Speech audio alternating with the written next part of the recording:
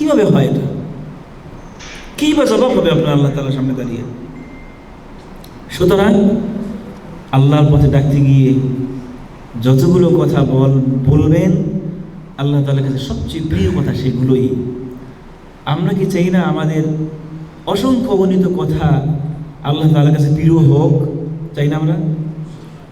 যদি চাওয়াটা আমার মনের কথাই হয় তাহলে অবশ্যই আল্লাহর দ্বীনের পথে মানুষকে ডেকে যেতেই হবে। আপনি আপনার সাধ্য অনুযায়ী যতটা খাঁটি কথা জানেন অপরকে বলে যেতেই হবে। সাথে সাথে আল্লাহ তাআলা স্মরণ করে দিচ্ছেন, শুধু ডাকলেই হবে না, ও আমিলা সালিহা, নিজেও নেক আমল করে যেতেই হবে। আপনি অপরকে ডাকবেন, নিজে করবেন না, এটা আল্লাহ তাআলার কাছে অত্যন্ত ঘৃণিত। আল্লাহর পথে ডাকতে গিয়ে যে কথাগুলো বলা হয় সেই কথাগুলো যেমন আল্লাহ তাআলার কাছে সবচেয়ে প্রিয়, কিন্তু সবচেয়ে প্রিয় কখন হয়? যখন আপনি নিজেও আমল করবেন। আবার এই সবচেয়ে প্রিয় কথাগুলো আল্লাহ তাআলার কাছে সবচেয়ে অপ্রিয় হয় যখন আপনি শুধু বলেই যান, নিজে করেন না। অন্য আয়াতে আল্লাহ তাআলা বলছেন, ইয়া আইয়ুহাল্লাযীনা আমানু লিমা তাকুলুনা মা লা তাফআলুন, কেন তোমরা সেই কথাগুলো অপরকে বলো অথচ নিজে করো না? কাবুরা মাকতান ইনদাল্লাহ আন তাকুলু মা লা তাফআলুন, আল্লাহ তাআলার কাছে সবচেয়ে ঘৃণিত, সবচেয়ে নিকৃষ্ট কথা সেগুলো যেগুলো তোমরা অপরকে বলো অথচ নিজে করো না। তাহলে বিষয়টি অত্যন্ত ক্লিয়ার। আপনি আল্লাহর পথে ডাকতে গিয়ে যেই কথাগুলো বলবেন সেই কথাগুলো আল্লাহ তাআলার কাছে সবচেয়ে প্রিয় তখন হবে যখন আপনি নিজেও আমল করবেন। আবার আল্লাহর পথে ডাকতে গিয়ে কথা বললে অন্যতম একটি ফায়দা বা লাভ হচ্ছে আপনি অবশ্যই নিজে আমল করবেন। কারণ আপনার বিবিকে আপনাকে বলবে যে তুমি অপরকে বলো অথচ নিজে করো, না কেমন কথা? আপনার বিবেকের ধারণাই আপনার ভিতরে ইমানের যে সামান্যতম কিছু বাকিও থাকে, তারপর আপনি নিজ স্বেচ্ছায় নিজেই আমল করবেন। আমি মানুষকে বলি আর নিজে করি না, এটা কি হয়? এটা হবে না।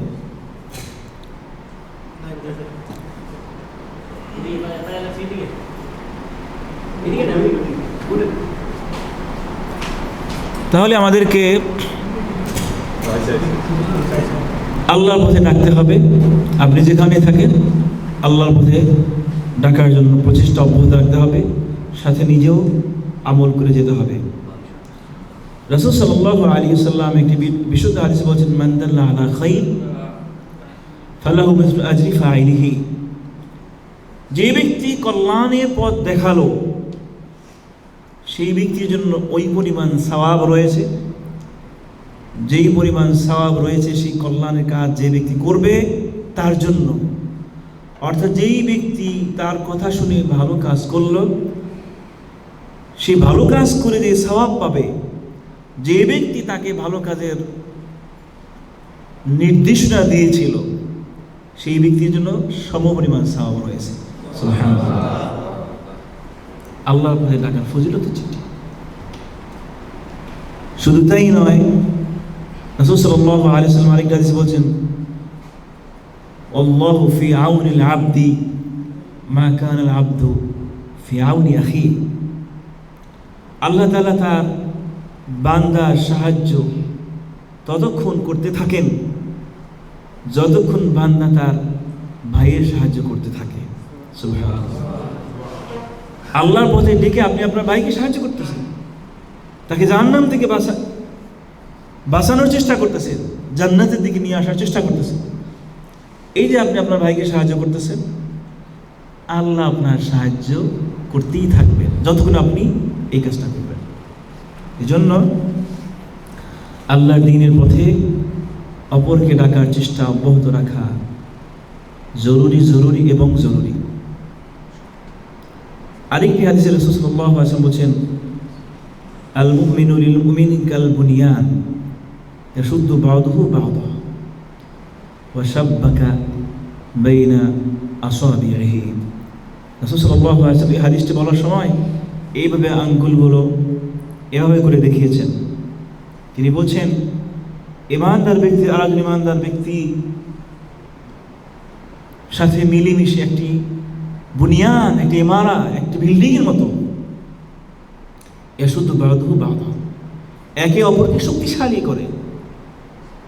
অর্থাৎ সমস্ত ইমানদাররা একজন আরেকজনের সাথে মিলেমিশে একটি শক্তিশালী মজবুত ইমারত বা বিল্ডিংয়ের মতো হয়ে যায়। আপনার এই বিল্ডিংয়ে অনেকগুলো পাথর একটার সাথে আরেকটা মিলে যোগসূত্র এবং মাঝখানে শক্তিশালী করার দ্বারা এইভাবে ফাউন্ডেশন দাঁড়িয়েছে, মজবুত একটি বিল্ডিং হয়ে গেছে। কিন্তু মাঝখান থেকে যদি কয়েকটা ইট খুলে ফেলে দেন, পুরো বিল্ডিংটাই দুর্বল হয়ে যাবে। তো রাসূল সাল্লাল্লাহু আলাইহি ওয়াসাল্লাম ইমানদারদের এইভাবে দৃষ্টান্ত দিয়ে এভাবে হাতের আঙ্গুলগুলো এভাবে করে দেখিয়েছেন, এভাবে মজবুত ইমানদাররা একজন আরেকজনের সাথে একাকার হয়ে এভাবে মজবুত হয়ে যায়, একে অপরকে শক্তিশালী করে।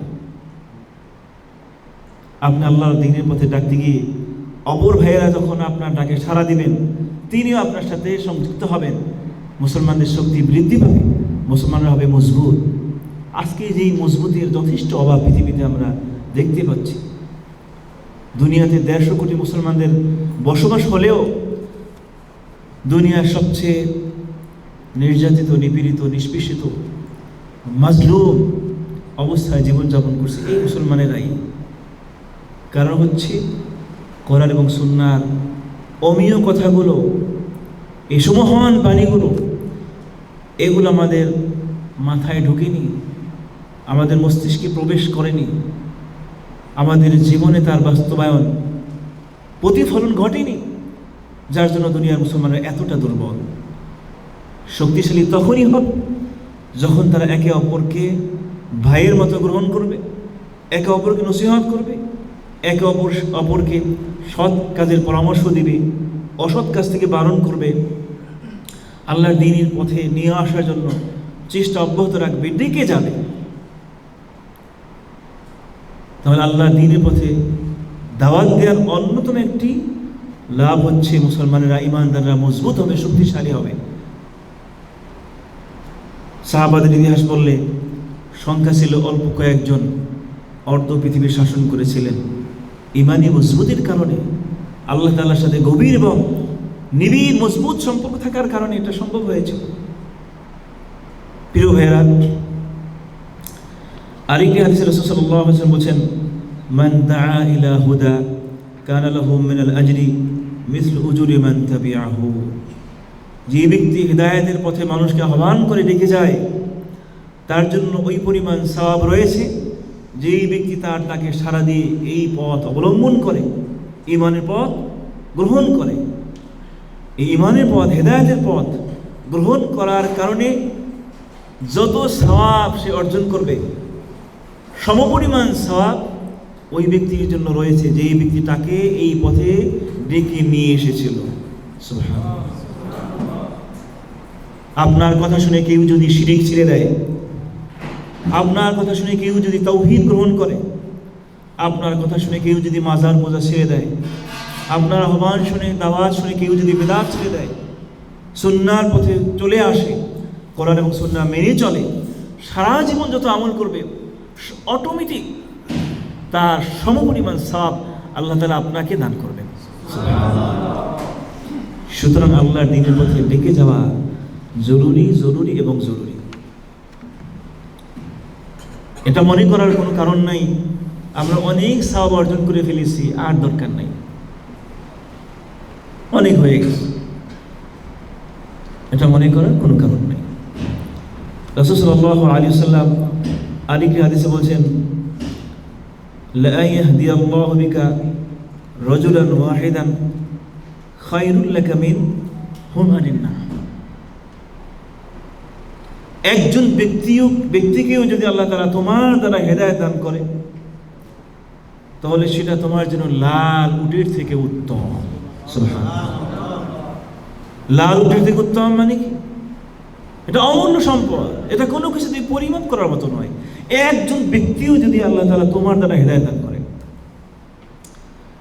আপনি অসংখ্য মানুষকে ডেকে যাবেন, একজনও যদি হেদায়েত পেয়ে যায়, এটা হবে আপনার জন্য অমূল্য সম্পদ।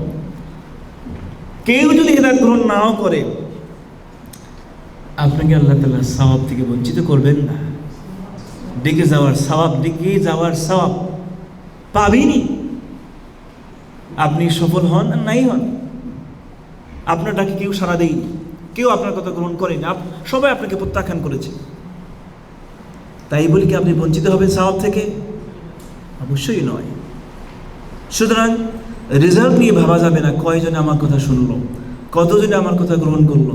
কেউ তো আমার কথা শোনে না, এতবার ডাকলাম কেউ আমার কথা শোনে না, এতবার অমুককে নামাজের কথা বললাম মসজিদে আসে না, আর ডাকাই দরকার নাই।